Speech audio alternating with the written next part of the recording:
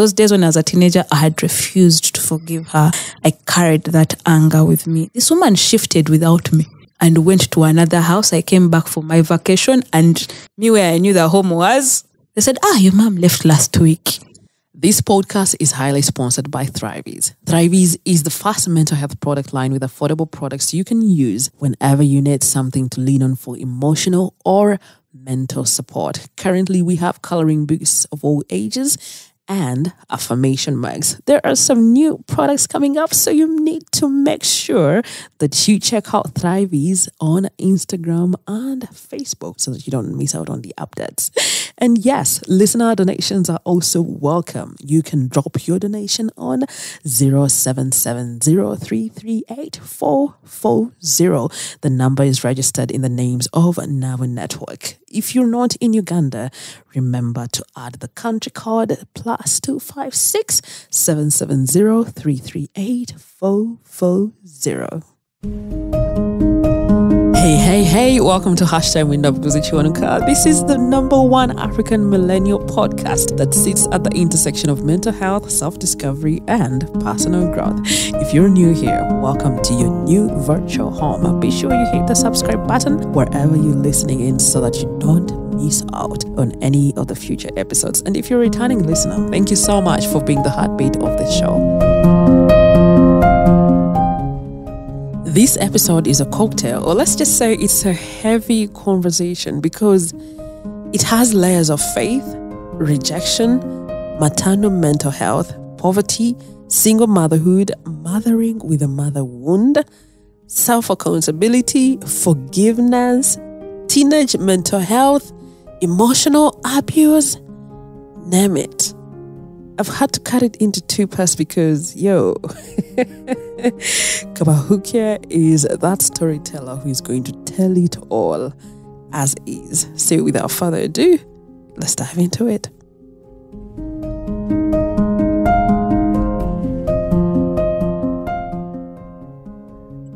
Kabahukya, welcome to #WinUpGuzichwanuka. Thank you. How are you doing? I feel joy. You feel joy? Yes. Tell me about it. I'm proud. I'm cheerful. I'm content. The word is content. What is inspiring these emotions? Recently, I have to say God has been good. Yeah. I think everything I have touched just has, it has just sprouted. And funny thing is that it surprises me because sometimes I do things and I'm like, I did that, went through. Anybody knows me, I have a fear of rejection. So when I get accepted into things, I even have this discussion I had with God some time ago, like 2 years, when I was just tired. And I told him, I'm done praying. I'm done asking. I'm done being angry at you. So this is what we're going to do. You're going to give me what you want to give me. And I'll thank you. Is it? Yeah. I admire that. But I am not coming to you because clearly I don't know what you want for me, but I know what I want for me. And because we are not aligning somewhere biblically, I am seeing your nose as a bad thing. So this is what we're going to do. You're going to do you. I'll do me. We shall meet ourselves on Thanksgiving and we stop meeting ourselves on how could you, why me, why God, when me. That is interesting. Yes. Oh, trust me. There's a time when I told him, you know what? Don't meddle with my life. Don't enter. Exactly. Do not come back. I don't know how many breakups I've had with that man up there. Like if God could speak about toxic relationships, I am a very toxic wife. That days I tell him, do not talk to me. Do not, the things where you're like on TikTok scrolling and then you feel like I'm like, nigga, I told you nothing relatable. I don't want. But recently, I don't know, I've just found myself in just bouts of worship because I am living my answered prayer. I'm in my era of answered prayers. The things I prayed for years ago. You people that we saw. Patience in God is a virtue indeed. People, if someone had told me years ago that there the now that I am in is where I was headed. I would have told them blatant lies, please. It's a lie. I think I do not know. I think Shakespeare balderdash never happening. Like really. But now I look back and I'm the one telling like my kid brother that the things you're seeing me in, I used to tell God when, and I would cry every day. I'd be on pulpit, I was in choir, and I would cry. And people would think the spirit was moving.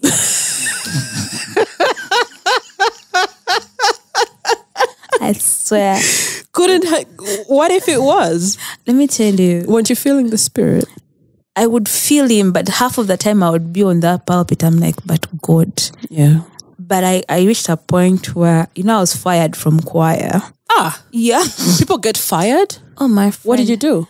My voice wasn't growing apparently. And them as a choir, they were going to a certain place. And at that point I was battling homelessness. I was battling quite a lot of things. I was battling domestic violence. I was battling quite a lot of things. And you just come on pulpit to serve. But recently I learned that Christians run away from their problems by hiding in God. I used to be that Christian that would never face up to my problems. And when I was fired, I think that's when I reached my rock bottom. And I told him, you know what, God? F*** you. This is what we're going to do. I'm done serving. Yeah. I'm done because I think I've reached a place where I feel like I'm too righteous, maybe. And I feel like I'm deserving of your goodness and it's not coming. So, no. So, I don't know. I used to cry a lot on pulpits. Yeah. A lot.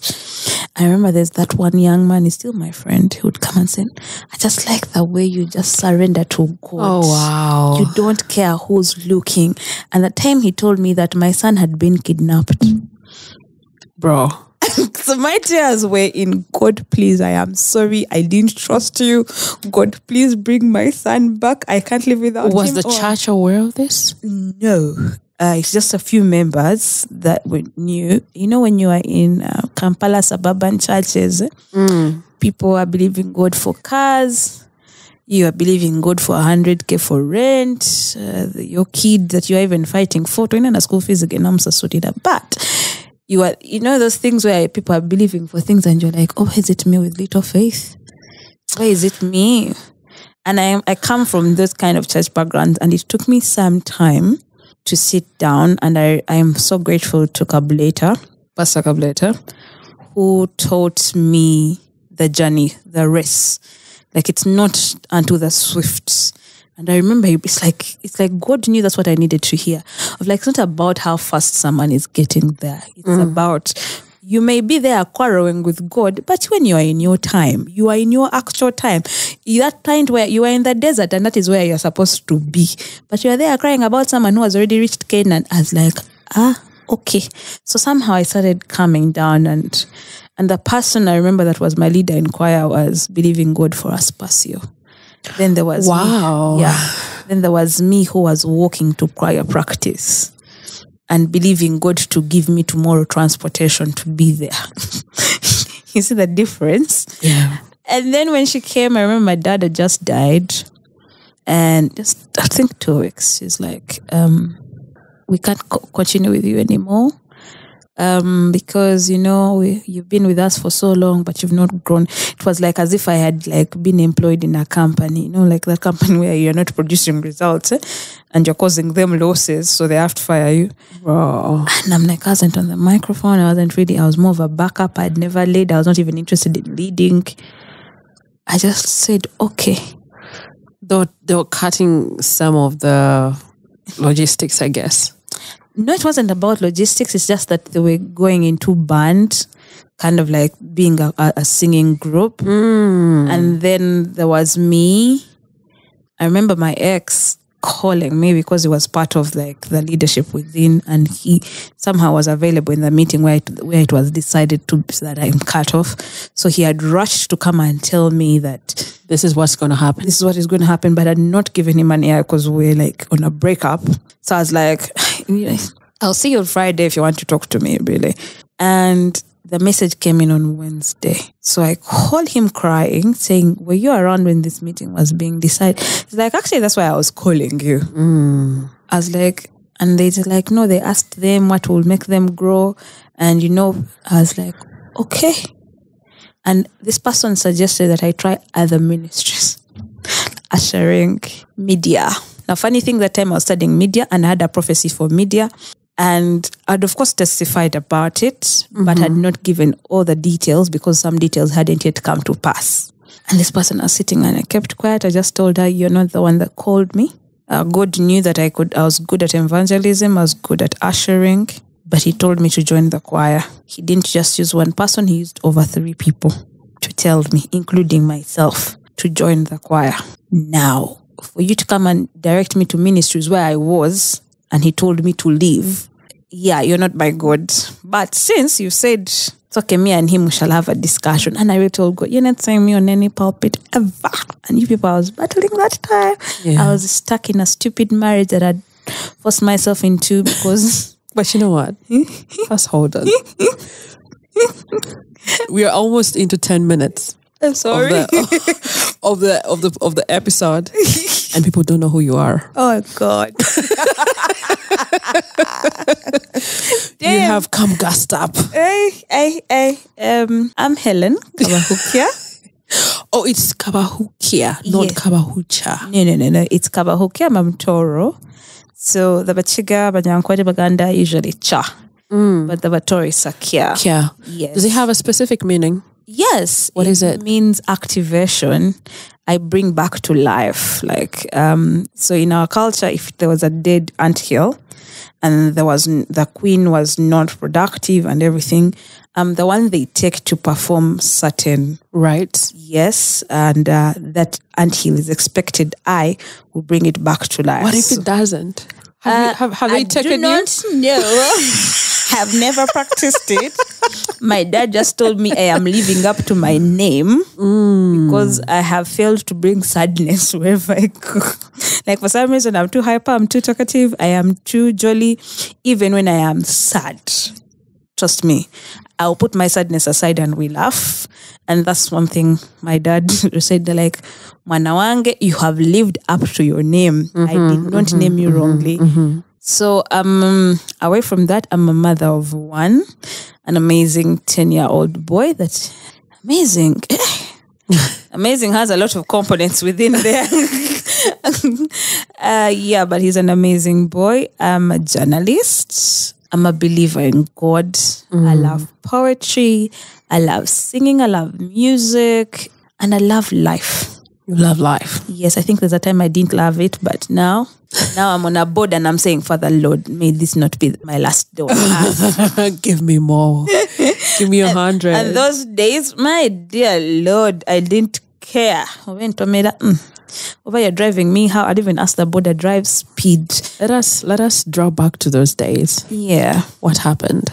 I come from a family of about 6 kids. Between my mom has 6, my dad has, I think, also 6. Combined, we are 2, me and my little brother. But my father loved me so much that he decided I should have a better life. So he sent me to Kampala to live with his sister. And honestly, the sister loved me so much. Till her death, she did love me. We had, of course, our problems. You become a teenager somewhere. And then, of course, she had a love life and the men should get the note like baggage. Trust me, I know. Now that I've grown up, I've actually understood. So you were the baggage? Yes, I was the baggage and I was happy. A niece? Yes, she would never let me go. When she would introduce me as the daughter. Oh. So when they would find out that I'm actually not the daughter, they would be like, why don't you send her back to her father? And it's like, no, this is my daughter. This is my firstborn. And those days I really used to, there's a time she had to choose her husband over me. And it didn't make sense to me. How dare he? You understand? But now that I've grown up, I've understood the demands of men. And at a certain point in time, the age you reach, And then you feel like society is looking at you. So you're like, nah, you know what? She's not even my child. Like, I have actually learned to forgive her. Those days when I was a teenager, I had refused to forgive her. I carried that anger with me. This woman shifted without me and went to another house. I came back for my vacation, and me where I knew the home was, they said, your mom left last week. What? So I had to go back to school and pretend as if I didn't see it. So I left with all that anger. And actually, by the time she died, I'd never told her this. So I grew up with so much anger. So when she dies, of course, when people die, you're sitting in a meeting and then you're divided up again. So of course, my uncles take responsibility for me because I have to finish my senior 5, I have to finish my senior 6, and then go on to campus. And I think things just took worse. So I think I had mental health challenges that my first boyfriend noticed, and he would always talk to me.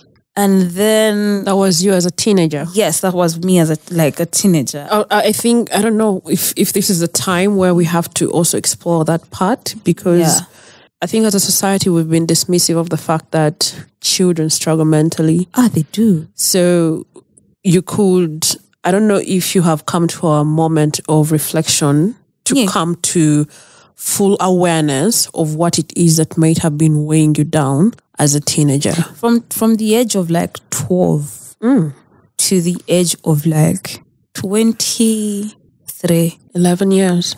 I struggled with depression. I struggled with rejection. I struggled with that fear because I grew up being insulted how stupid I am. And they're like, Olimodoma. Like every time because you don't perform. And parents don't realize how words play into children's minds. I remember the person that saved me from that inferiority complex and I'm very competitive till date because of that. Because I always had to prove to my mother that I'm actually intelligent. To your mother? Yes, to my foster mom, my aunt. I had to prove that I was actually intelligent, that I was a worthwhile investment. You understand? Because she'll be like, I'm going to ship you back to the village. And of course, growing up in Kampala, you think village life is bad. Right. You understand? I don't know the love of my mother. She never raised me. You get? I don't even have a relationship with my mother. She's there and I always forget to actually clarify for people that, by the way, my biological mother is alive. And of course, growing up, I always had that fear.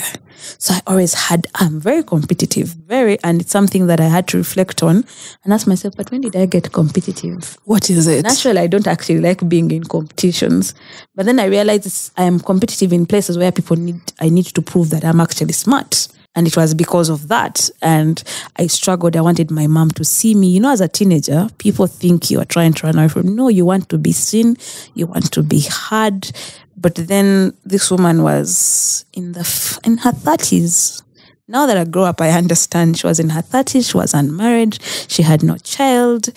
She had focused on taking care of her brothers and her brothers' kids. And she had no life of her own. So, of course, frustration had to go to the people around her. And, of course, it doesn't really treat you well. And I remember being at school. I would prefer being at school instead of going home because I felt like home was just too much. She even one day sat me down and told me, why don't you like coming back home?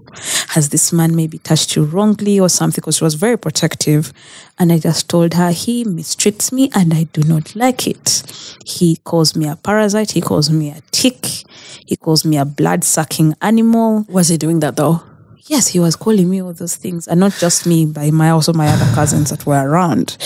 And this man would make us feel so small. Too small, you'd want. So the one time I went to the village and I realized the relationship my siblings had with my mom. She didn't have a lot. She was in a small room, but they were so happy.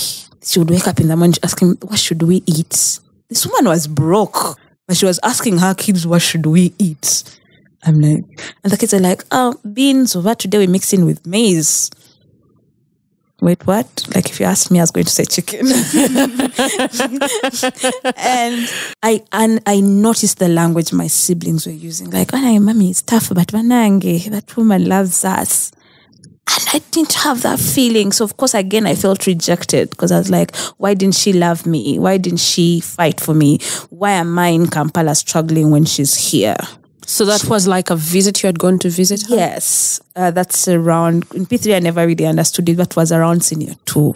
And 14 it's a bad age. Like, I don't look forward to 14 on my son. I don't look forward because you have to put all the feelings into play. And I was looking at this woman and I was just looking at her with this whole disdain of like, how could you?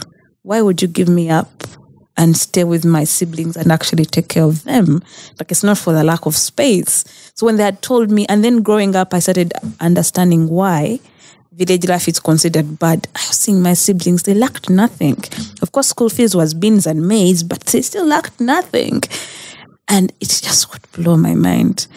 And I started questioning her on that. And then she's like, your father made a decision. I could not say no to it. And me, I couldn't be angry at my dad because I was seeing my dad all the time. My dad was my favorite parent. And I was like, no, you could have fought for me. But again, and then what worsened, one day they asked her, how many kids do you have? And she skipped me. No. Yeah. No. She mentioned all of them without me. And I was around, but I was not like she was compound. naming them? Yes, she named them. And she skipped me. And I was in the house. Like, I wasn't, they were in the compound, I was in the house. Then the lady asked her, like, Kandu mana wa Kampala, what about your daughter in Kampala? That one who looks like you. Bah, Helen. That one is not mine. So you can understand you're 14 and hearing that. And you have just seen this woman escape death. And in that moment, you had prayed for her and said, God, if you can only save her. And she has now forgotten. You understand? I had just seen this woman come back from the brink of death. They had literally sent me to the village to say goodbye to her. Your mother is going to die. And meanwhile, that's how I was told. Your mother is going to die. Go and say goodbye to her. And me, who didn't have a relationship with her, I was like, So when I saw her, and honestly, she was dying, I was strong. That's where I think my strength started building. I had to be strong.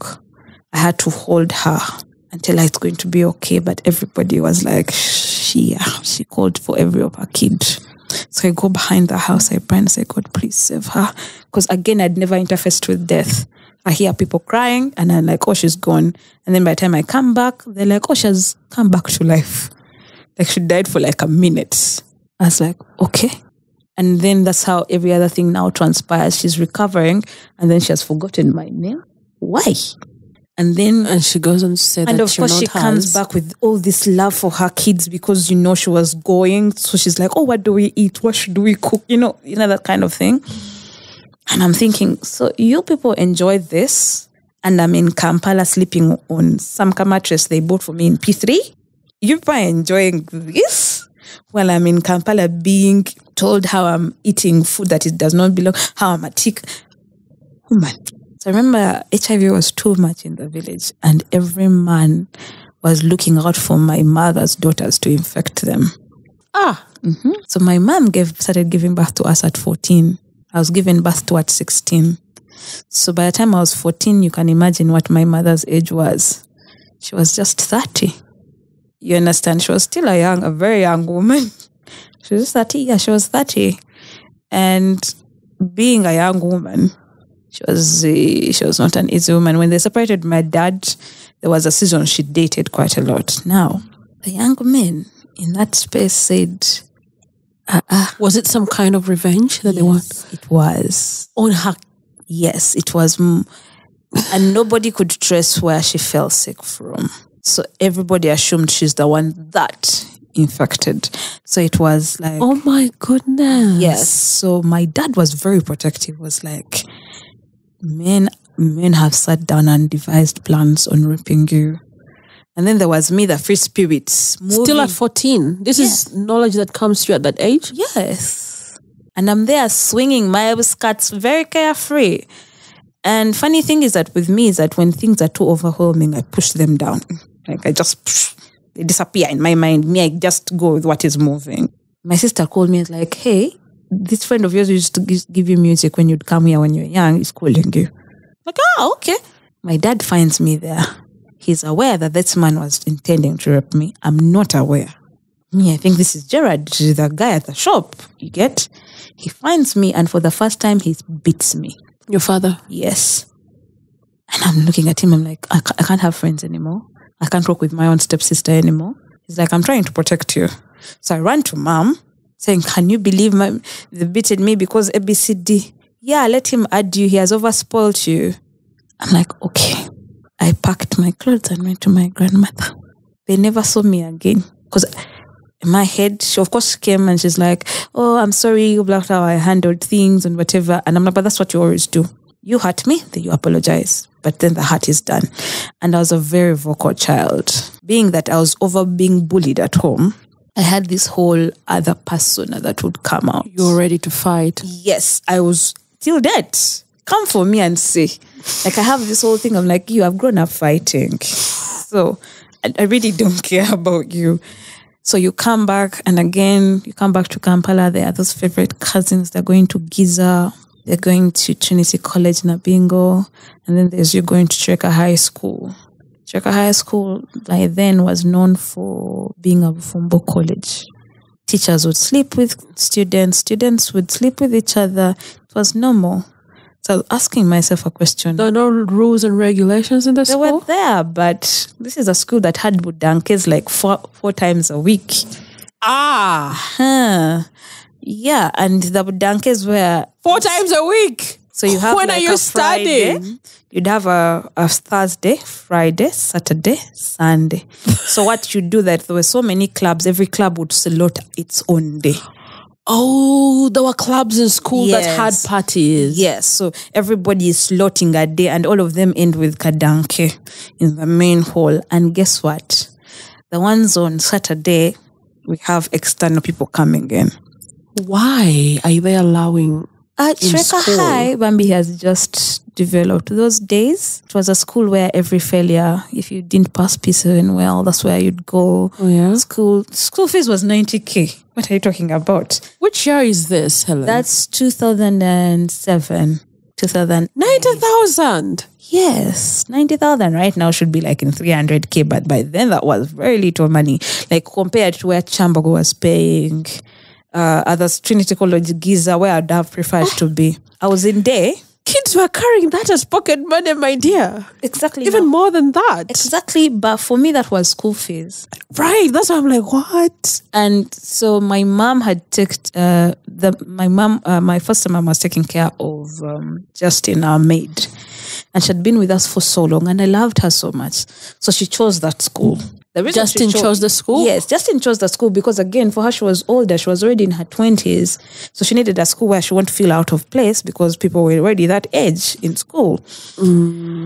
So my mom says, sits down with a boyfriend and they decide I should go to the same school. I'm like, okay. I reach the school, I cry. I'm not used to it because all my obis and OGs I ate there in Uganda matters. Gungas, Susa, Giza. So every time I'll be leaving school, I'd be in like layer because I didn't want people to know that I was from Cheka High.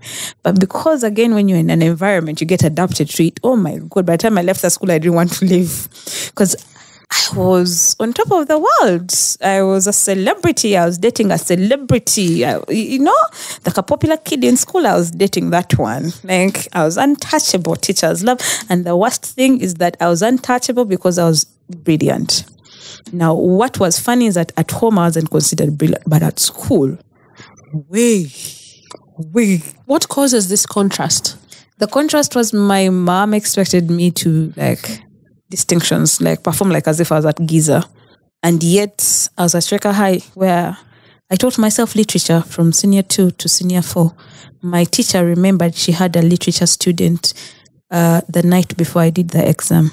I have a credit 4 in literature senior 4. And I always tell people I taught myself that subject. I taught myself the techniques of literature, how to write, how to do. I wasn't taught. I was the only literature student in the entire school. The teacher remembered me at night. They're like, oh, by the way, oinayo mwana, ainayo pepe nsha. She's like, mwana, all the senior 4 kids dropped out. But Helen, to drop out on literature, have you met her? She has read the entire library. That's when she calls me and she's educating me and I'm looking at her like this. And I'm telling her, those things are passing me through, me already read them. She's like, who taught you? I'm like, myself. So now you see the kind of image I'd built for myself at school. I'm self-taught. I'll push myself. I'll do everything. At home, Mommy is expecting a D1. From where? From a teacher who didn't come to class? or from me who was studying under the tree. Because that's where our classes were. The first time my mom came to the school, that's when she started crying. She's like, oh my God, which school is this? I enrolled to the school and she didn't even know the school I was enrolled to. She found out about the school in senior 3. She used to send me with the maid. So when I enter boarding in senior 3, that's when she finds out about the school. She tries to change it. I tell her to where? Me, I'm already accustomed. You're not taking... Who are you removing? Me, Helen? From the school where I could hide all my mental health issues? Be happy. Now, first of all, I was a popular kid. Everybody brought me It's From Day. So around that time, she also stops bringing me stuff, grab at school. I'm like, sure, it's okay.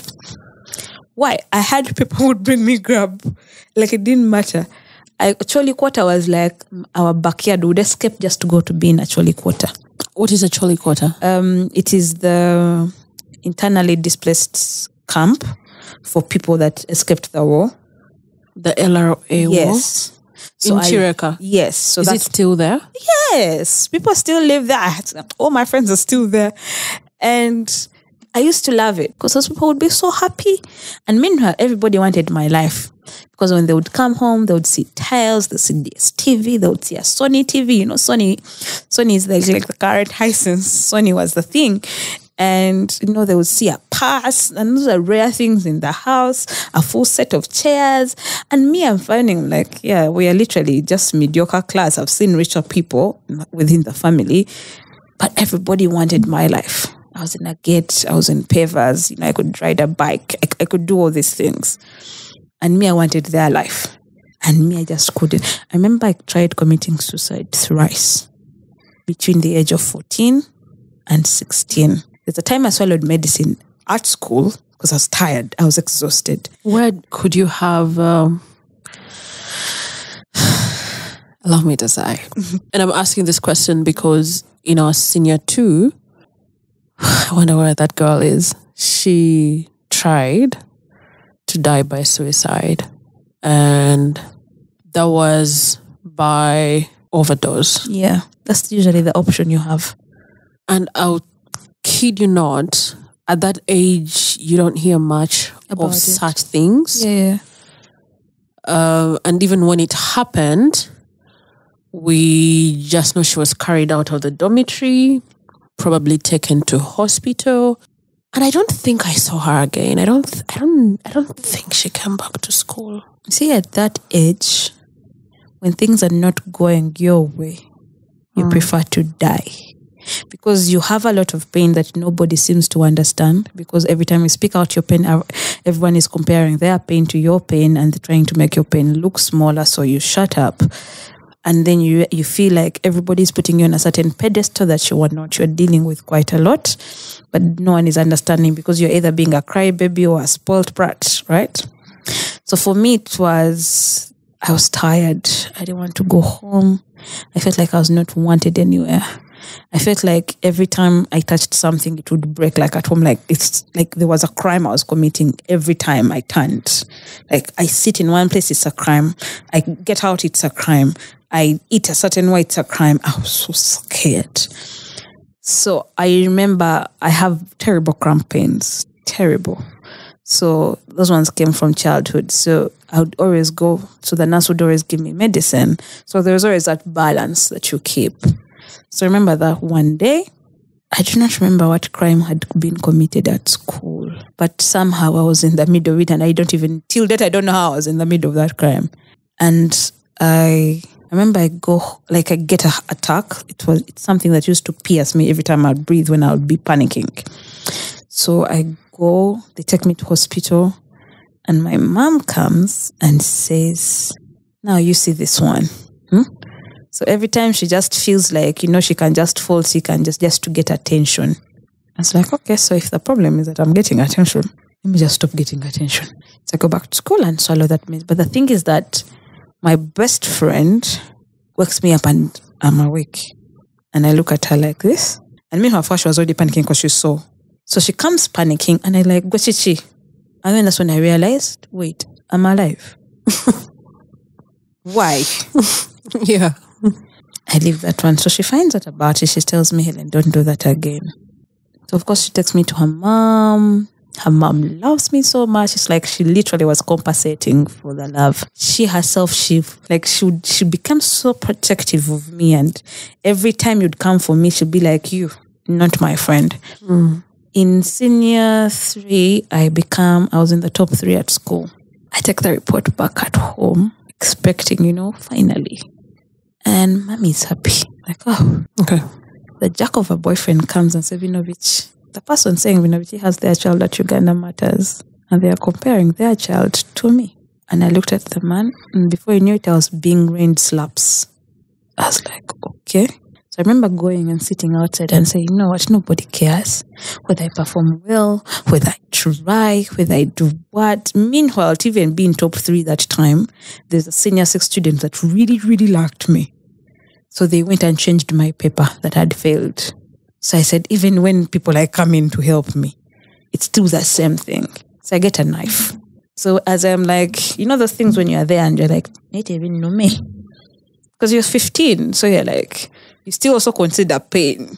And people don't even think that realize that people actually who commit suicide also consider the fact of pain.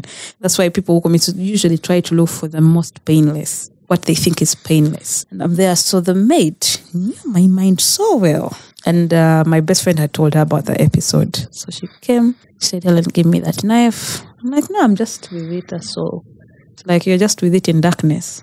Then meanwhile, I'm just like, the knife is like, this thing where you're dilly-dallying on it like this. So I'd seen it in movies, like if you cut here and you here. had seen in movies? Yes. Because that's where my question was coming from. Like, you see, like if I cut here, I'll bleed out very quickly. What movies were you watching? No, that's what movies raised me. I wasn't raised. I was raised by movies. No one ever sat me down to tell me sex education or nothing. I want to do some comparison. Yeah. And that's why I think I was asking you for which year it was. Senior 3, which year is that? Senior 3, that's 2008. Okay, Sam. But at that time, we were I don't know what kind of movies we were watching. I remember we were watching soap operas. Yes, there were soap operas, and those kinds of details weren't there, were they? If you watched La Lola, there would always be those episodes of hanging. Oh, yeah. Wow! Those episodes of people, because they're jilted, they cut themselves and bleed out in the bathtub. Is it? Yes, and then I remember. There's a movie I love till date. That movie is the one that cures my mental health issues every time I get to that point. A Walk to Remember, if you watched that movie. Okay, we were in school and people used to narrate movies. Yeah. So A Walk to Remember, Mandy Moore and I think Shane West. I never forget the movie. Remember I was sitting and my mother was insulting me blue black. So when you insult someone and they are just dead to it, I died to it and just concentrated on the movie. So at first I was crying because of what she was insulting me with, telling me how, I think at that time the insult that broke me was my brother had died and I did not know about it. And she said, you are here, you're poor, you don't appreciate the help that you're being given. Even if I threw you to the village right now, you just be impregnated in a few. Your father is broke us. He has to depend on the rest of us. And then you are here wasting my money, my hard-earned money. Yet your father, you think if I took you back to your father, he would help you. The one who couldn't even take care of his own kid, that he even had to die. First of all, the kid they're talking about, I do not know them. I didn't know that my stepmother was pregnant and had a child. I don't even know whether it was just my mother. I don't know who. So I broke down because I'm thinking, oh my God, my dad. So I started crying. So that's when A Walk to Remember starts. When it starts, I watch the movie. So I phase out. When I phase out, it reaches the scenes where people are crying. And me, I start crying because really the movie, is making me emotional. And the entire time till date, people say that is the part where my mom ever made me cry. No. I was crying because of the movie. If you ask me what she said after that, I don't remember anything after that. From the moment the movie began till end, that was like an hour and a half. I didn't hear shit. at all. And that's the time I learned that technique. So every time she would insult me, I would just think about something that, whatever will make me feel a little bit distracted. But then what I didn't realize, it came catching up with me at an older age. So I get pregnant by 20 because she dies when I'm 17. I start working when I'm 18 because, again, the people they left me in charge with, everybody was doing their own life. And then by 19, I'm in my first official relationship. But it's, this relationship that transition from best friend to friend. To boyfriend. To boyfriend. So I'm not there. So I find this boy that gives me butterflies. We're kissing in the middle of Freedom Square. And, This one, Freedom Square. You're serious? Yes. Okay. That one. And then, what I feel like I've never experienced. No one has ever taught me sex education. I do not know. Everything I know about sex, everything I know about is from movies, right? So I'm like, of course, I'm relating the feelings I'm feeling to what I have watched in movies. Oh, wow. Yes. I'm feeling like this is the right feeling. This is it. The other I'm feeling with my bestie is just my bestie. You get?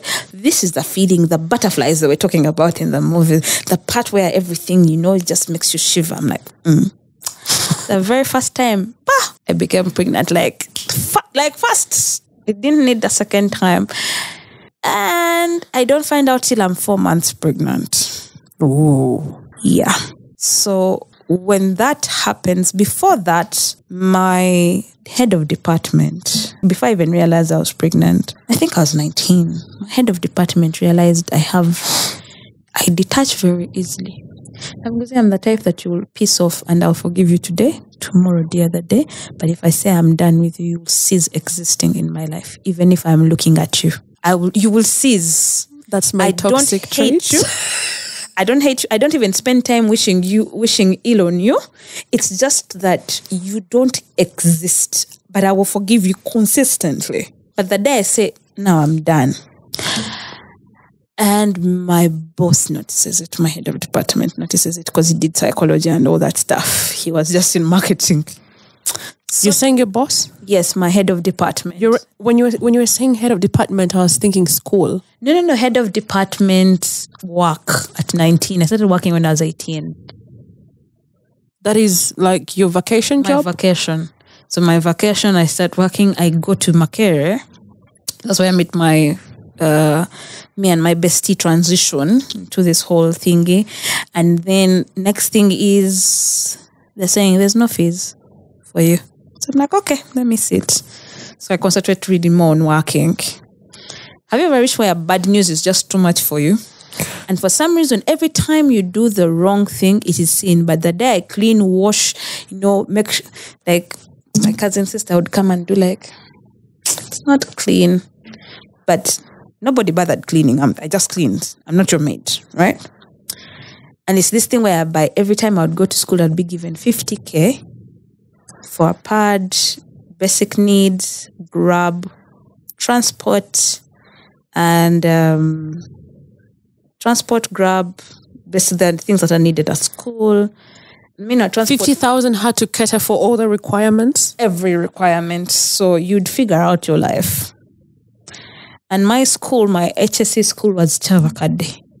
So I'd have to That's St. Cyprian? Yes. So I'd have to move from Kampala to Mukono to my auntie's place. My auntie would look for a quart of sugar, survive. That's a different aunt. Yes, so survive. That one, my actual aunt had now died. The one who was taking care of me. So my uncles were the ones in charge and they will give you just 50K. Figure out your life. Your transport is there. The basics needs they need at school are there. Just wait for our fees. And I remember my auntie used to tell me, just be appreciative of that. Because they've done fees. I'm like, okay. And I kept quiet. And that's actually played into my relationships. I settle for less. Sometimes I reflect on some of my appreciate what has been given. I'm like, sometimes I reflect on my relationship. I'm like, but how did I get here? I usually have higher standards. When did I start? And then I realized it's simply because I was groomed to settle, to be okay with what you have. see the good in the bad. My aunt would be like, Kasta, they are paying fees. Kasta, you have transport. Hellen, it's okay. You are Jago, you'll figure out life. You will. Yes. And indeed, I figured it out. I'd go to the HM and God rest his soul. Kalodi would give me money all the time. I tell him I'm hungry and I don't want to eat pushu. It's like, Hellen, but how did you perform in this week? like this, and I always knew he would be glad with my results. And he always had those shopping sprees he would do. So somehow I'd always jump on them, and I knew his timing is like 10 minutes. Me, I knew aisles, biscuits, streets, and the first person on the counter is one he pays for all of it. Then everybody else starts to downsize. So my job would always to pull out the quick ones, go to the counter, get paid for. So somehow, of course, I figured out life. And of course, I made friends with people who had like money. Me, I offered brains. They offered me. And me, I just discuss for you. That is easy. But then when I finished my senior sex, now campus, and they're telling me they don't have money, I was like, you know what? Let me just take myself to school. So I remember applying for a very high-end job. That is, so I leave Makerere now. I drop out from commerce. I'm like, no, just go and do marketing directly. After all, it's what I'm doing as a business. So my boss notices I'm too aggressive. That is number one. Me, but you are my HOD and you're trying to step on me. Why? So it is this thing where I would carry my inability to fight back at home and just be like, I'm not going to be squeezed from home and be squeezed outside. Outside, I'll show you. Inside, I still need a roof over my head. What's the worst you can do? So my boss being a secretary, he notices what he says, like, Hellen, there's this program, it's a certificate program. Since you're not studying, come we go and do it. Like, for how long is it? Like for 3 months. Only for me to get there, and it is this group therapy. Wow. But they, of course, lie to us. It's certificate. Is it? Yes, you are studying. We are going to give you a certificate at the end. Are you serious? Kumbe, there was a Where white was man. this? He was called Dr. Smith. I don't know whether he's still alive. He was a very old man. I think he was doing maybe research or something. And they asked people to bring people that I think they know that they need therapy. Wow. To make group therapy. And it's after I'm like talking to the girl, the women that are there, the men. And I realize everybody's dealing with a lot of baggage in here. Ooh. So they'll tell you, write down your thoughts. They're going to grade it. And of course Helen, grade it? Yeah. It has to be, I have to be in 80s, my friend. So I'll give you, did you say max? Don't worry. So I'd pour out. Sounds like a good plan though. It was a good plan. For schools. Let me tell you, it was a good plan. So I was like, I would write down, kumbe, I'm literally being studied. So, of course, the guy would be like, oh, I like Hellen's authenticity and everything. She has 85%. I'm like, let me see who beats that. Oh my God. It's now that I've grown that I start reflecting on those things. Now, when we're done with the course after 3 months, because we'd meet twice a week, and my boss would drive me there himself, drop me there, move around and come and pick me after. He would actually do sales on my behalf that day. Where is he now? Now he's in politics. We're friends. Of course, we talk, and he always follows up on me. But actually, he's the one who got me the scholarship at Cavendish. He just said, I know you love school. We have to figure out school. Now, when I go, I come, and then, of course, I think they're discussing as doctors. So he starts, doing a whole mentorship, telling me you should go to church. And meanwhile, I was not a very good church person. Then, so when the program is done, Dr. Smith, and that's when I realized I had a mental health problem. Dr. Smith starts saying, Hellen, I need to see you. You need to come to Mulago, to anatomy. I feel like we can expand on your certificate. So the Ugandan guy didn't know what was going on, one of his people that would walk around him. So he's like, Hellen, you should come to Dr. Smith. He will really help you. I'm like, help me with what? Like, no, dealing with a lot. He's the one who helps me with therapy. So I go, and of course I dodge it until I realize I was better when I was in therapy. For the 3 months course. I was happy. I was peaceful. Now that I'm not in therapy, it's getting bad. Mm-hmm. So I check myself in. I take myself there. Of course, I'm talking to him and I'm bawling my eyes out because I knew he's the only person now. I was tired of telling people my story because everybody within the family was using my story against me. I tell someone so and so has done this to me, and then before you know it, it's a conversation. Before you know it, they'll tell you, don't do that. She'll go and talk about you. Wow. So I didn't feel safe anymore. And like, who do I trust with my information? So I went and bawled it out to him because my head, like, this is safe. He does not know any part of my family. And I would feel better. So I got the energy to leave home. Because he reached a point and told me, Hellen, you're going to have to make a decision. I didn't realize he was saying those things from a white perspective. White sleeve early at home. He said, you're going to have to reach a point in life. And because he asked me, do you do all these things by yourself? I'm like, yeah. He's like, then you're going to have to reach a point in life and make a decision to stay or leave. And eject yourself from that situation. I was like, you don't have to say it twice. I found my way out, but of course I was dragged back in. And then my sister has a wedding. Being the honest me, they bring those memory lanes. I know nothing about them. Editors do their job, and it is a mess, an actual mess. And I look at my sister. She's the only one that can defend me, but she has decided to milk the situation and play victim. Like, I didn't know that she was going to do that, but yet she was aware of everything. And I'm looking at her, I'm like, defend me. And she's not. And wait, what happened? She had a wedding, and she had a wedding, so we had to record a memory lane.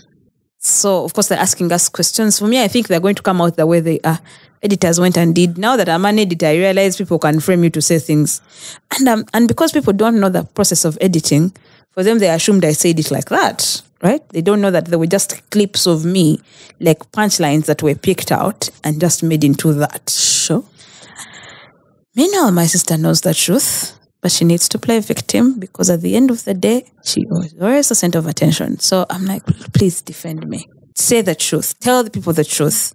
So my uncles sit me down and they're like, so Louisa decided that you should not be here anymore. In my head, I'm like, so the person who's married now can decide on whether or not I live in this house. I said, okay.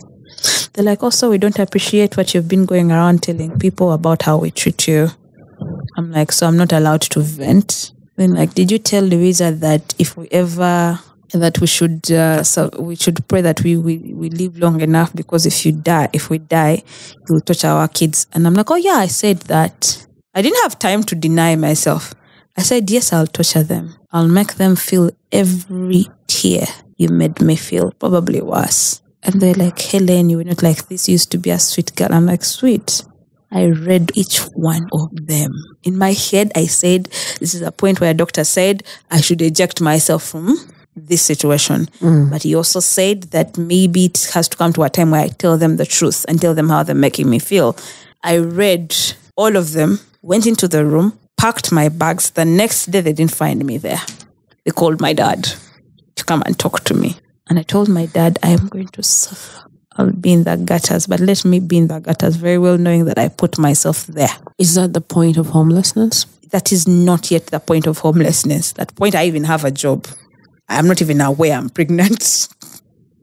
The time when you packed, you were already pregnant? Yes. And I didn't know. So I go to hostel. Of course, I had enrolled for MOOBs, marketing. So they're calling my dad to tell him to make me change my mind. I go back to Kamas, to Makere. And I'm saying that's a 4 years course. It's Kamas external. Very not me. I had better marks than that. So daddy goes to them and says, she has made a decision and she's not coming back. Because I told my daddy told me to be patient till I was 18. I got to 18. It's like, no, I just need to be more patient till 21. I'm like, I'm not doing that anymore. I'll kill somebody. Do you want me to kill your brothers? I tell you, you're capable. I'm like, exactly. So he left me, he told me, but don't ever say that I didn't warn you. I'm like, no, don't worry. Kumba, I'm pregnant. I also don't know. Clock's 4 months. I'm yellowish. I'm selling and I'm at Marie Stops. And the lady tells me, I'm going to buy your MiFi, but can you test for pregnancy? I'm like, I'm not pregnant. I'm going to buy you? The MiFi I was selling to her. I was trying to sell to them internet. She's like, I'll buy your internet, but test for me your pregnancy. Like, you're only losing 5K. Just test. I test and then I'm told I'm pregnant. I'm like, hell no. I just had my periods like last week. They're like, how were they? I explained to them, they're like, Hellen, I think you may even be like longer. When did you started experiencing this? I'm like, 3 going to 4. Like, this is the 4th month. They're like, Hellen, I think you're 4 months pregnant. So I go and do a scan. Of course, I go and tell my butterfly boyfriend. And it's like, Ewa fete tuzala. You're kidding. You serious? He told me. At first, he pretended to be okay. And it's like, yeah, don't even abort the child, whatever. Kumbe, this man was sitting on me with a maid of a shop where he would go and buy me soda and cake and whatever. Let me tell you, people. And so if we figure out that girl is pregnant too. Same period of time. And he comes and tells me, I don't want to kill your future. You should abort. It's like, and I'm like, but you already said we should keep the baby. It's been like, we're already entering the 5th month. What are you talking about? So of course it starts being funny, and then that's when you hear statements of Zala, and then he's making them as a joke, like with his guy friends in the room. Kind of like, all the other women I've slept with, how come none of them has come pregnant? Meanwhile, I'm not aware of the other girl. Was he aware? He was aware, and he was keeping it from me, and that's the reason why he was asking me to abort. And so that one stays? Yeah. And I was the one that was chosen because apparently I have a better future, and I kept on wondering, so what do you mean I have a chance at a better future? I'm already earning 2.1 million. What are you talking about? Because I was 20 and I was earning, because that's what I was using to pay my fees. Until this girl comes to my door, I look at her from head to toe. I ask her, how are you? I've never exercised calmness. That's why I think for me, infidelity would not be the reason why I get out of marriage. Because that day I exercised calmness, I was so shocked. I looked at this chick, she came. It's like Bambi that picked her up from home, like that side of north, brought her. She didn't even know English. And I was busy asking her, how were you communicating? You can barely hold a sentence in English. How are you communicating? Like, no, he would come to the shop, ask me for bread, soda. He told me he likes me, he loves me.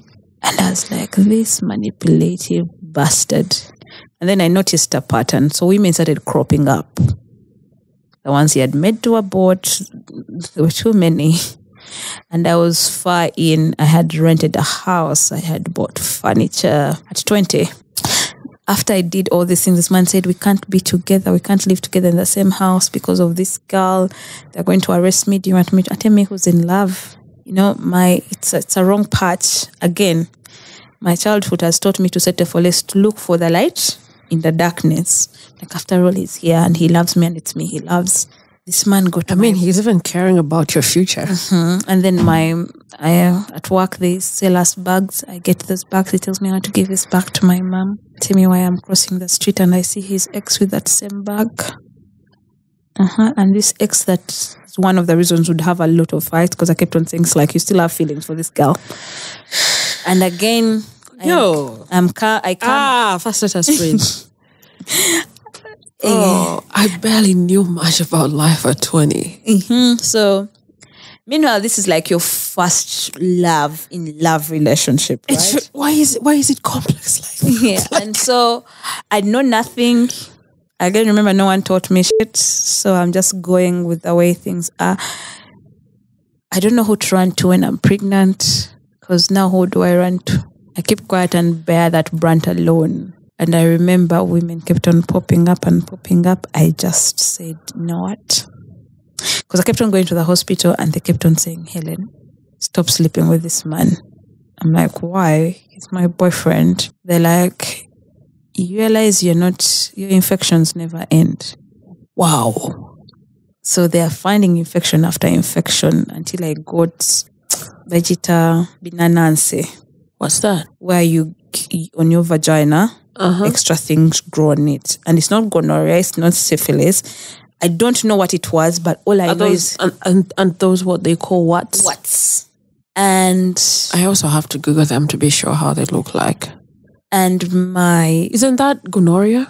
I do not know. By that time, for them, they were whats, but they were not that. Because by the time when I got to hospital, my doctors were in. My gyna was scared. Because when he checked me, they're not painful? They were not painful. They were not. My gyna said, okay, Hellen, the thing is that your immunity is very low. and you've been having back-to-back infections, there's a possibility they ran tests. That is a season where they ran HIV tests on me every 2 weeks. Every time I went back for... Is it this? Yeah. So, that's a season, my gyna, every 2 weeks, every time I went back for antenatal, my gyna would check me for HIV. He told me, Helen, these signs are usually in women, not I. I was like, but I'm not. They tested me to the point where I reached whereby I would just do my hand like this. And I said, probably today is the day they find out that I'm actually sick.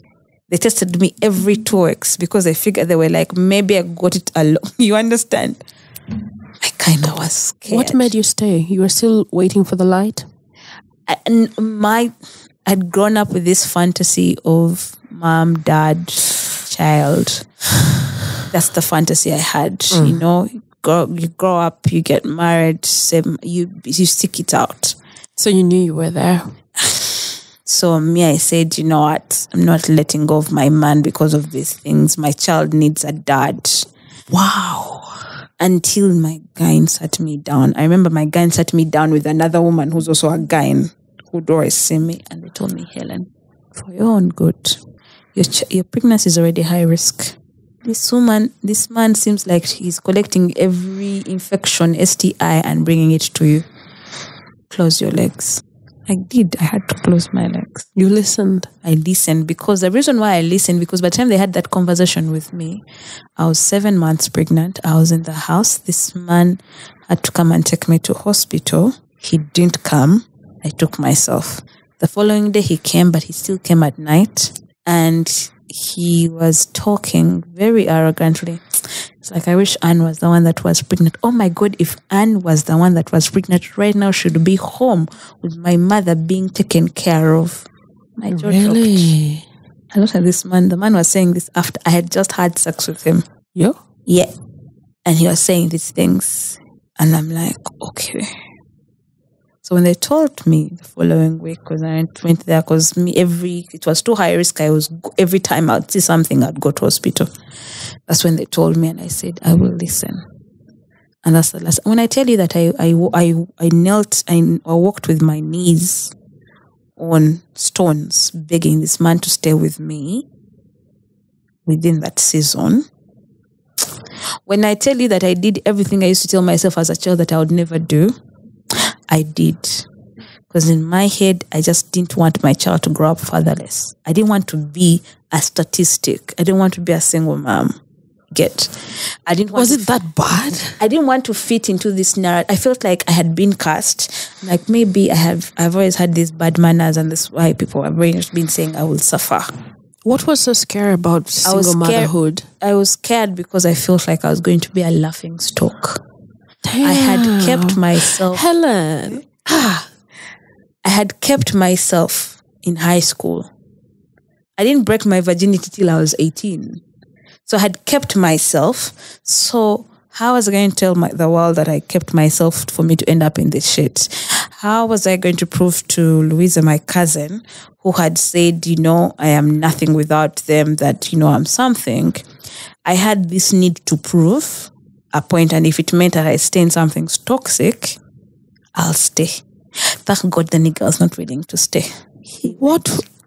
Thank God still. Because what was the narrative around single motherhood? And I'm asking you this question because I've been raised by my mother. My mother raised me and my brothers single-handedly, and that's because my dad died. Yeah. But in the conversations I had, the thing that might have made me silent, or what made it obvious that I was less than, was joining boarding school and hearing kids talk about their dad. Talk about both parents. And for a certain period, actually from P4 to P7, I got silent because I noticed there's a shortage in my life. Me in that age. But there was no conversation about single motherhood. And that's why I'm asking, what was being said? Because for me, I don't think I would have thought so much about that. No, for me, it was, in that age, I had a very imaginative mind between P4 and P7. I knew. I knew that I was being raised by someone that is not my mom. Right. I knew the struggles between my mom and dad. They had separated and everything. And I was very imaginative. I wanted so much a perfect, because I didn't grow up in one. Right. You understand? I didn't grow up in a traditional. You're ready to change your story? Yes. And I kept on saying, I'm not going to live like this. You understand? I'm not losing my kids. My kids are growing up with me and their dad. I knew that for me it was one boyfriend and that's it. Like, I get that boyfriend, and of course that's what you build. You've seen high school movies. You know, they get this boyfriend and the ones they get married to. And then that's all you know. And of course, I had always been threatened by my mom. Like, if you get pregnant, you go on the streets. And for the other thing is that I just felt like I had suffered enough. I can't tell them even in this umbrella of love I'm suffering. Because when I left home, the only need I had, and I realized my mistake in that, was I needed to be loved, I needed to be validated, I needed to be noticed by someone, because I felt like I was in a space where I was not being seen. And when I met this man and he was seeing me and he was validating me and he was losing that, meant that I was a loser all over again. And I did not want to be that because, and it's something that I always tell people that have grown up in households that are tough. And I'm like, I know it's tough, but don't look for validation outside. It's worse. I didn't even know that that's what I was doing. That I was moving from, after him, I moved from one terrible relationship to another. Like, it's like they just became toxic by the level. I remember there's one guy who came and proposed marriage to me, and he had nothing really, but the guy was toxic. He manipulated me into meeting his parents. Like, before I knew it, like, it was a whole kuchala date that I had not consented about. I had, like, they brought me a ring and just put it on my finger like this. I had ultimatums. And I sat down. I was with my auntie in Kasangati, and she told me, Helen, getting a man that accepts you with your child is not easy. Again, I'm being framed into thinking, this is not me settling for less. This is me surviving within the means the Lord has provided. And I remember I took a bold decision and I said, I'm not doing that. And that's where my homelessness began from at 23. My child was 1. This is a lot. Yes. My child was 1. I had just left prison. Like, I'd gone through a lot, because between 0 to about 1 year with Andreas, I'd gone through a lot. But I'd survived. Let us talk about the single motherhood. Yes.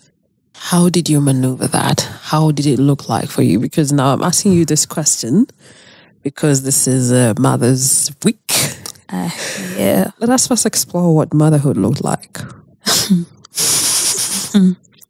Because I'm assuming at the time you deliver, you're already separated with this guy. Yes. I didn't know anything. I just knew I was carrying a child. I just knew I wasn't sure I loved that child. Oh. I just knew that I was bitter. I was hurt. I was heartbroken. And what the man was doing was not helping the situation. I was hungry most of the time. I remember at about 8 going to 9 months, I had to move from Nadia to Chireka. Is that on foot? On foot. And if you know that distance, it's long. And that time they hadn't yet built the northern bypass. It was just under construction. So you had to you had to go around. And I remember the reason I was doing that was that the maid that raised me had rented a place in Chireka, and I knew that I could get food there.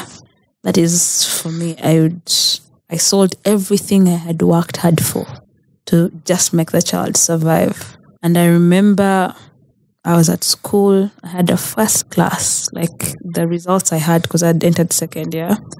And by first year, I was essing it. And I remember going to my faculty register without fees, but I needed to sit. I needed to prove to myself that I can do it. And my faculty register told me, Helen, tubireke.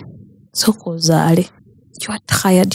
I looked like a ghost. Like you would find, you become ashy. I remember my doctor asked me, choose one. Your life or your education and work, choose one. It's like if you push yourself, you're going to lose the baby, but along the way, you're going to lose your life too.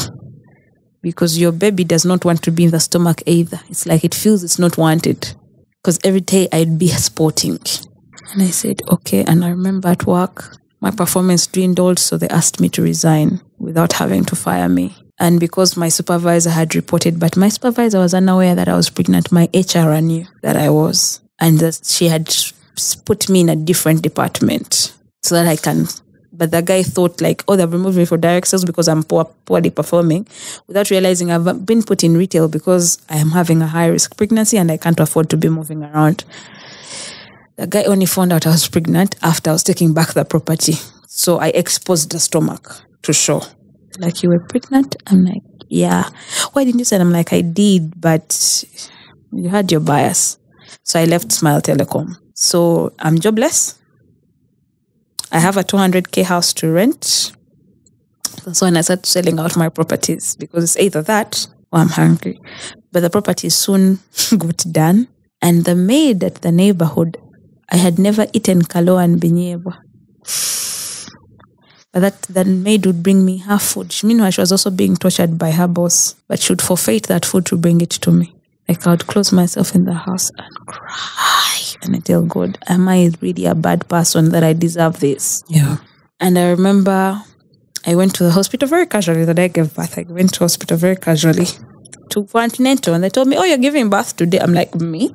I don't feel any pain.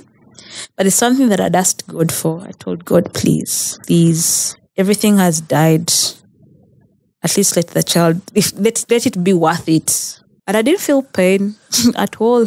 I tell people I didn't go through that whole normal labor pain for Andres. I felt labor pains after I put the baby there. After? That's when all the pain came. And the doctor said I remember the nurse that was checking me in told me, you look like the heart of this world has made you too strong that you don't even feel your own contractions. Like, Helen, you're contracting, but you don't even feel it because the inches are moving. How aren't you? Do you know people at that stage would be shouting? Then there is you walking around like as if I had not told her anything. She told me, you must have a story. And I kept on telling them I'm 20. They kept on saying, no, you're 16. That's how I looked. They're like, we're not going to beat you. It is okay. Just tell us your real age. And I'm like, I'm 20. I was born in 93. They're like, no, don't worry. I'm like, guys, I'm 20. I didn't look 20. I put to bed. The man is not there. I've called him. He has not showed up. He showed up the next day with his new babe, the MP's daughter, in his hand. And they came and sat on my bed. Like, Ronnie, the kid doesn't look like you. No. So these things, I remember them and I'm like, but Helen, Choka, you are tough. And I looked at her like this. I remember just telling her, where I am is where you're coming. And by God's grace, I pray, you don't have it worse.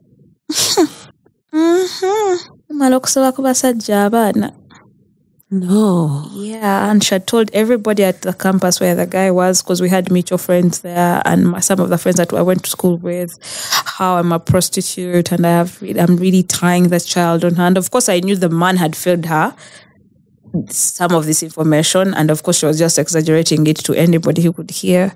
Jesus Christ, I remember I got out of the hospital, but I didn't have where to go. I didn't have who's going to nurse me. I didn't even, in that moment, I didn't even think about my own mother. Maybe I should take a bus and go to Kamringa and just be nursed by my mother. I didn't even count her. I remember calling my friend from high school and saying, Rita, I don't have who to nurse me. I don't even know what to do. And Rita said, come home. I went to her home. They drove me up to her home. And it's the mother that nursed me. She burnt the living daylights out of me. It was some of the things that I have used as a family planning method. Every time I remember the heat of pressing me, I'd be like, I'm not going back to the labor ward. That it was painful. I suffered with postpartum depression, but I didn't know it was postpartum depression. I hated Andreas. Not like hate, but I didn't have any attachment to him. And the problem was that it was a mixture of two things. I didn't like him. I didn't have that attachment to him, but I needed that attachment to be there because I didn't want to be my mother. I don't know whether you get me. I do. Yeah. Very well. I needed to force it. It's like a state of stagnation. Yes. I told myself. They're opposing energies where you want to go away, but then you also want to stay.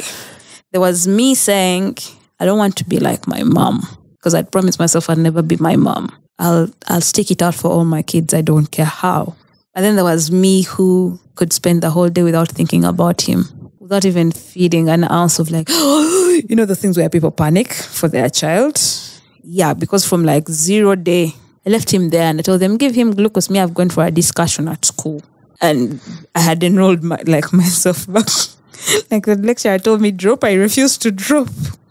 My friends called me like, Mama, you come. I was like, Mama, I'm coming. But I hadn't paid fees. So I left him there for like 2 hours. And I will tell you that I wasn't at school rushing to run back home. I actually wanted to stay for as long as it takes, even if it's 4 hours. I just didn't want to be near him. And then I had to come back because, again, I didn't want to be that mother. So I'd breastfeed, but I didn't have. And honestly, I didn't even know it was postpartum depression.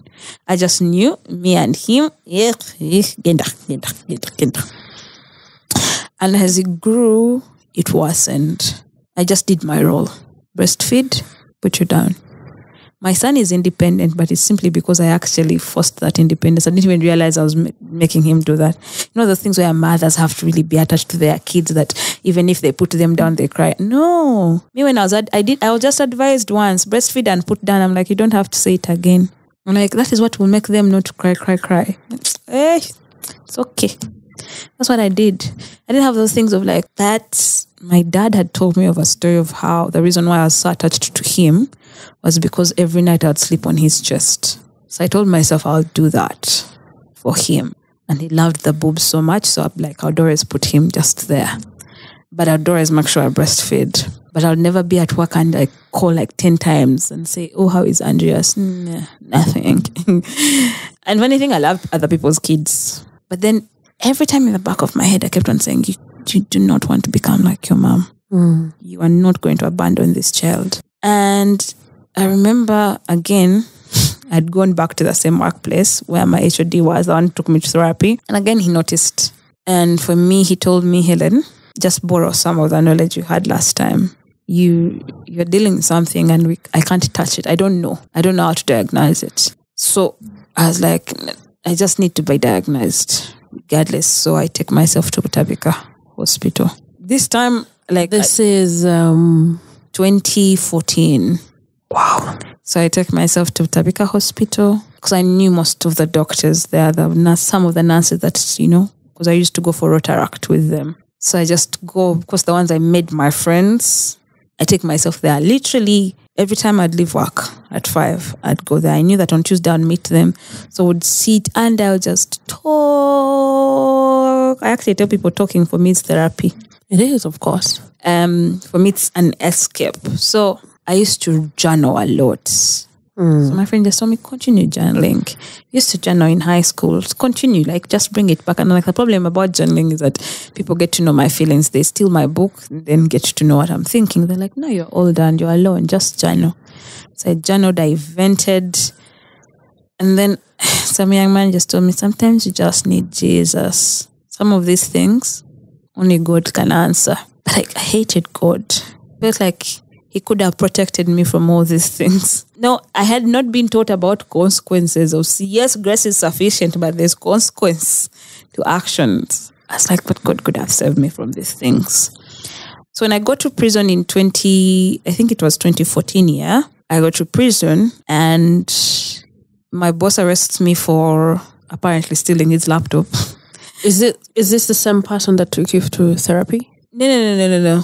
So I leave that job because there was a Kenyan man because ever since I was hired when I was younger, it just never made sense to him. So he hires some chick that she puts at the reception, but they need to defer my money to her money because she's not accounted for in the system. So they call me in a meeting and tell me, we are going to start work paying you on commission. But they underestimate that I'm really good at sales.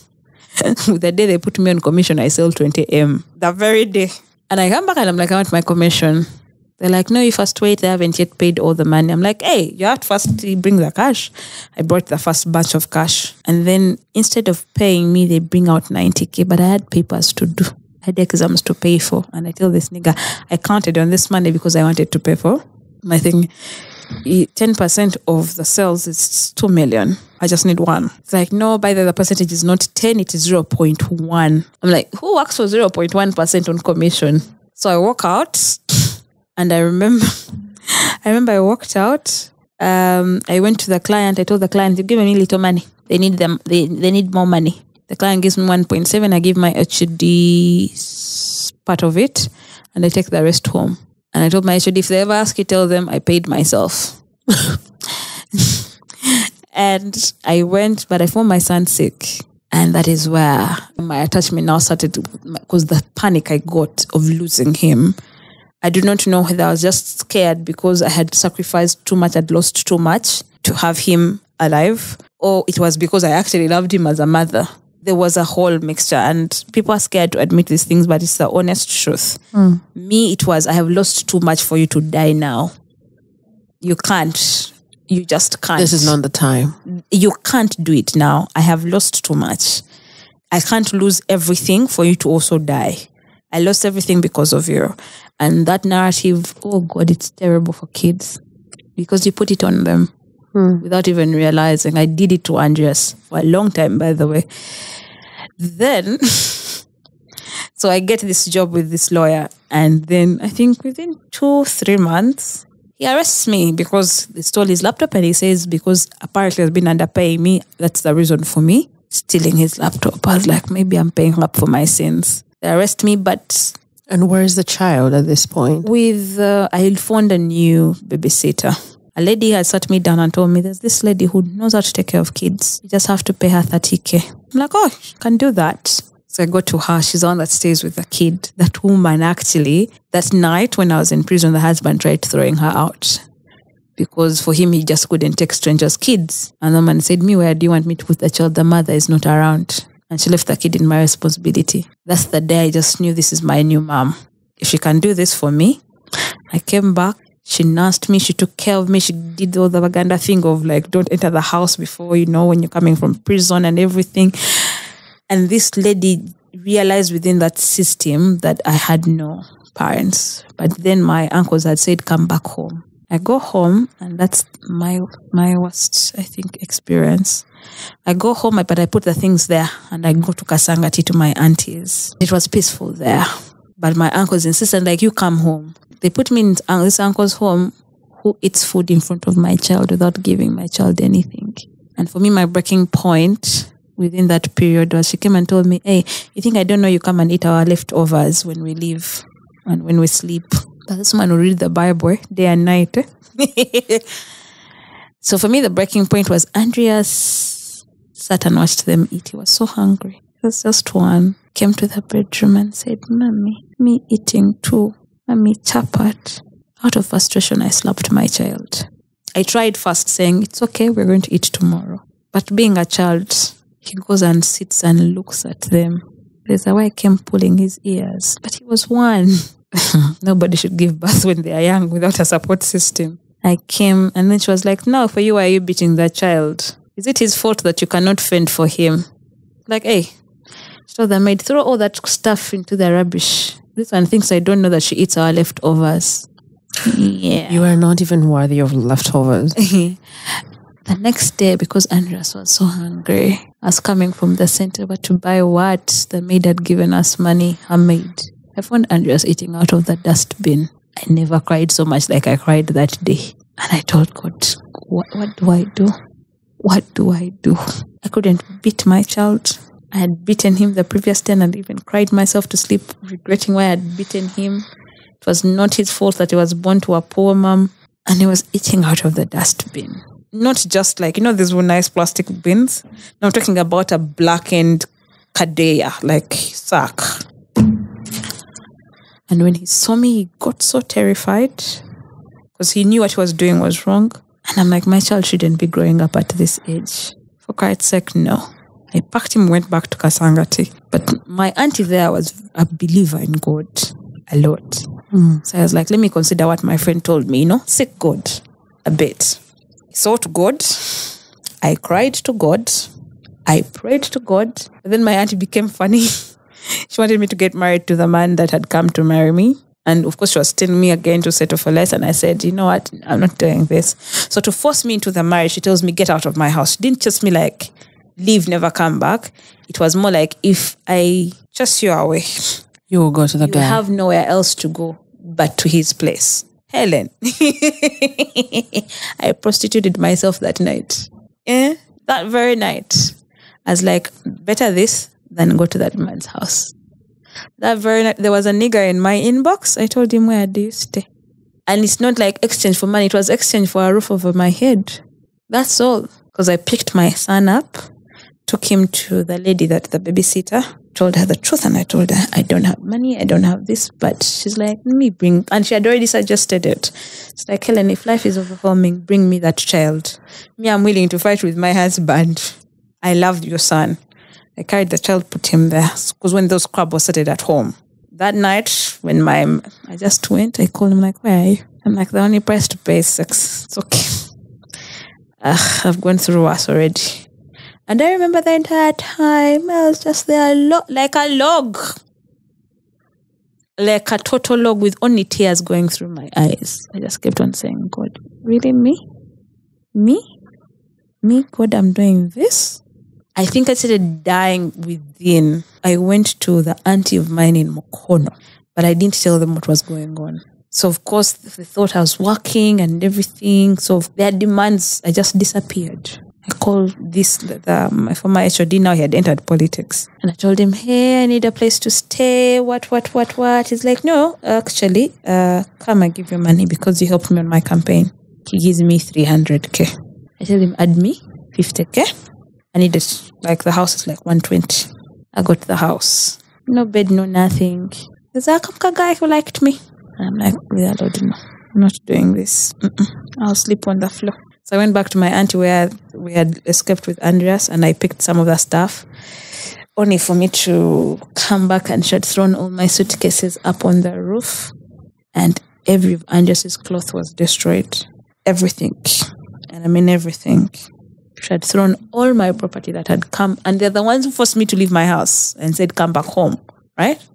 Only for me to find them up on the roof, rotten. The one who threw away the food? Yes.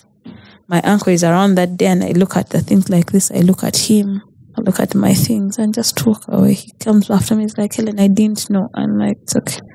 So the next day I come back for my academic documents. I'm like, somehow there must be around. So my uncle tells me, why didn't you tell me that this was? And I'm like, I tell you what happens. Do you leave her? Now she become less of your wife. Don't you know her behavior? So the wife comes out like, so you're reporting me, and he does what? You're the one who's nothing. You're the one who went and gave birth to like she insulted me. Told her, I do not know what I have done to warrant your insult. The man was just asking me why I didn't tell him. What did you want me to tell him? That she was starving us? That the reason why we left was because my kid was picking out food from the uncle was just there looking at me and saying, I didn't know. And I'm like, and if you had known, what would have happened? You'd come back here on the weekend, and on the weekend, the day you're around, that is when we eat. He's like, wait, what? And I'm like, and we eat because we cooked. And of course, because we cooked, we're the last ones to eat. But it's better than nothing. So I walked. I remember my first boyfriend, the bestie transition to the thingy.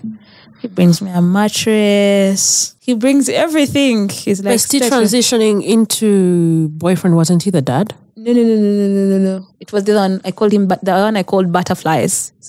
His name is Ronnie. Oh, yes. I thought he was the one who... No. He would never. The other one was an angel. So he brings me a mattress. He brings me everything. He's like, Hellen, I know it didn't work out between us, but I could never leave you hanging. You were the girl that stood by me through it all. Like, thanks. So I start from there. Part 2 is coming up in a few hours from now. Be sure that your notification is turned on. And before I sign out, allow me to thank you for hanging out with us to the last minute of this part. If you loved this episode, do me a favor and hit the subscribe button in Apple Podcasts, Spotify, YouTube, Castbox, Podbean, or any podcast platform of your choice. It is by the power of our community that we shall make this podcast grow. Also, feel free to share your insights about what connected with you on YouTube. Do it in the comment section. On social media, be sure to tag us. We are at hashtag #Navguzichwanka on Facebook and Instagram, and on X our handle is at HTNK Podcast. See you in part 2.